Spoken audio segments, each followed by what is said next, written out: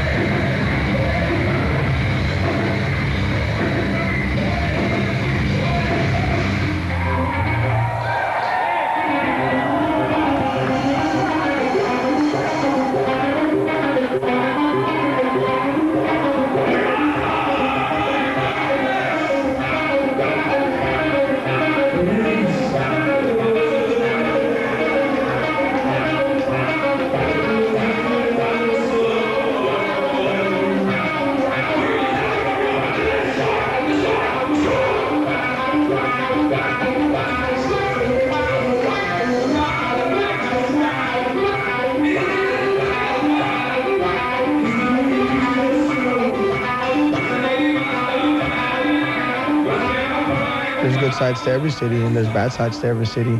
We happen to live in LA, and you know, I think we each take something special out of it, and there's things that we don't like about it, you know, but that's going to be the case wherever you live.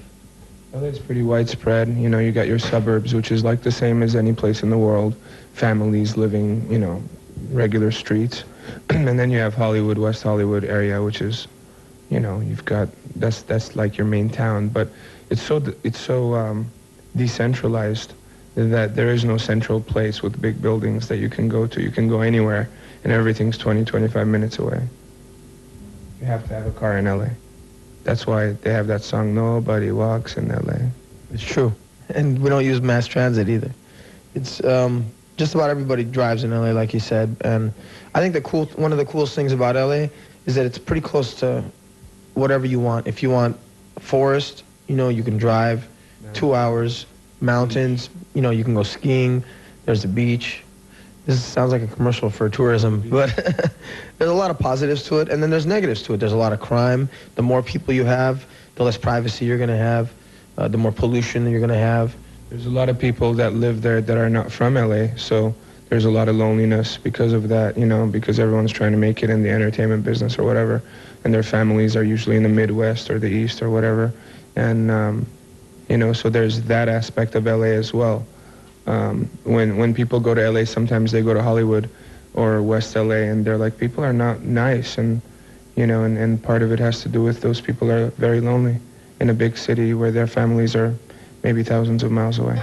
We did collaborate with Wu-Tang. In fact, many different artists did. It was a collaboration of maybe 15 or 20 different bands with Wu-Tang Clan members. So that's already been done, and we covered their song Shame. And and we did. Oh yeah, we toured with Method Man and Redman. Method Man and Redman, but we did a cover of Shame, and we were in the studio after we had done our own version of that with System. We were in the studio with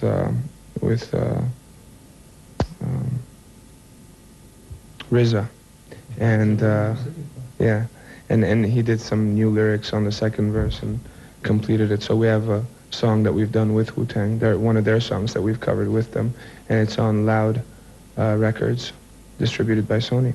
I'm sure it's available.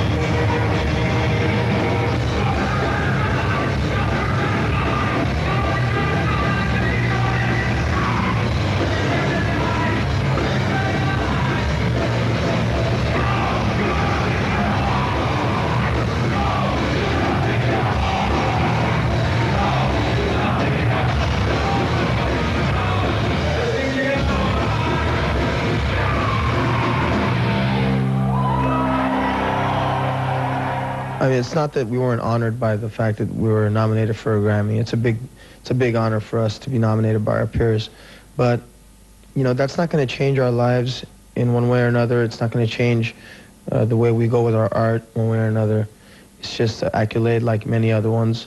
And if you put too much emphasis on it, it'll change your thoughts and it'll change the path that you're on. And we're just not interested in that, you know. I'm personally happy Tool won because I think they're like one of the bands that probably would care least about the award, and that's awesome.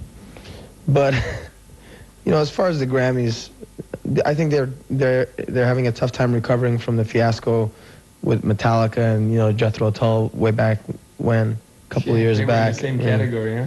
Not only that, but Jethro Tull won Best Heavy Metal Act, and that was just like, how could I really put too much emphasis on someone that picks Jethro Tull over Metallica for Best Heavy Metal Act?